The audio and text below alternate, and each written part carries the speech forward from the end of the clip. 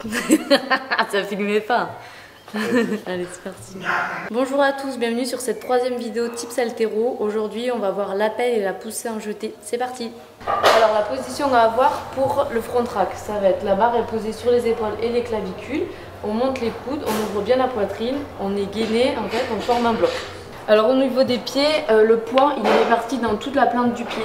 Ce qu'il faut éviter surtout, c'est d'avoir le poids plutôt en pointe de pied. Au pire des cas, le mieux c'est d'avoir le poids plus en talon qu'en pointe de pied, parce que si vous avez le poids en pointe de pied, vous allez avoir tout le poids du corps du coup sur l'avant et vous allez pousser sur l'avant et donc la barre va être devant. Alors pour vraiment vous rendre compte de la position à avoir, vous pouvez faire cet exercice. Donc vous posez la barre sur les clavicules et les épaules et vous tendez les bras. Comme ça vous pouvez comprendre donc qu'il faut avoir les épaules bien élevées, ouvrir la poitrine, et que si ce n'est pas le cas, du coup la barre n'est pas fixe et tombe.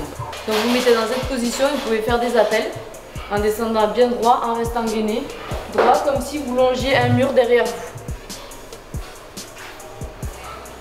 Donc le meilleur exercice pour travailler votre poussée en jeté, ça va être le push press, donc le jeté force. On va vous montrer l'exercice, on vous explique après.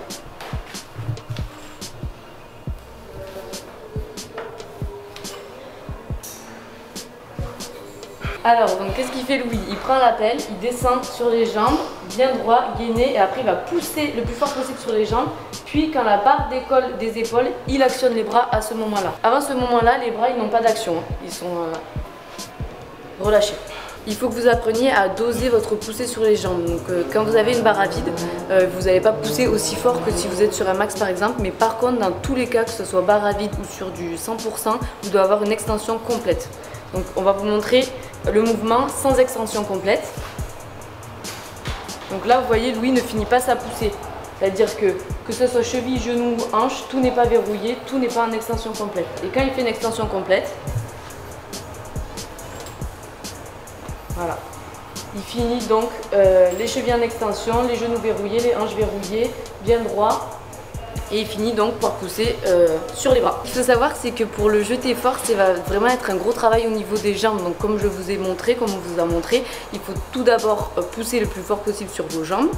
Et ensuite actionner vos bras. C'est pas les bras qui font tout le travail. C'est pas un petit appel, vous poussez légèrement et vous finissez en strict press. Ça va vraiment être les jambes qui vont faire décoller la barre, la faire monter. Puis après avec les bras, vous accompagnez, vous verrouillez.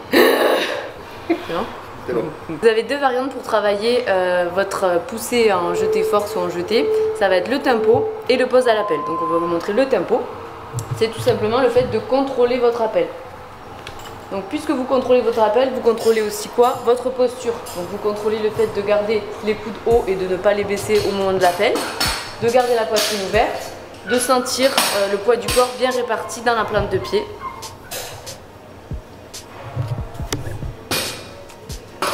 Et de pousser sur les jambes, puis finir avec les bras.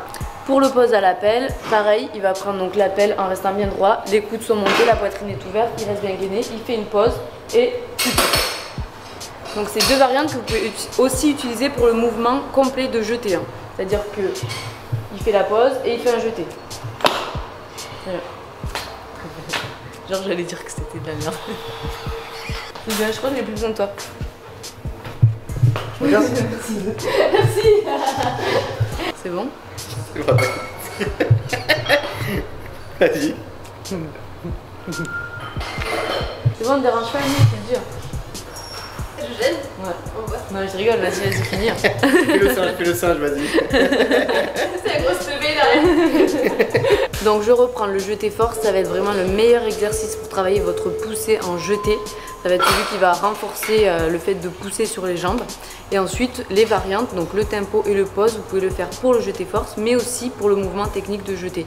Ça va vous permettre, donc comme j'ai dit, de faire attention aux postures, donc de garder les coudes hauts pour ceux qui ont tendance à baisser les coudes et à fermer la poitrine à l'appel, et donc forcément jeter devant. Donc coude haut, poitrine ouverte, ça sert aussi à sentir le fait que le poids est bien réparti dans toute la plante du pied, voire un peu plus en talon. Et le pose surtout à l'appel permet en fait de se rendre compte que c'est vraiment sur les jambes qu'on doit pousser. Donc voilà, je vous encourage vivement, si vous avez ces défauts, à effectuer ces exercices et ces variantes.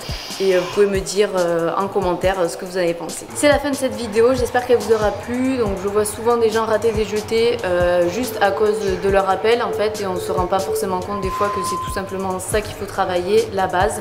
Donc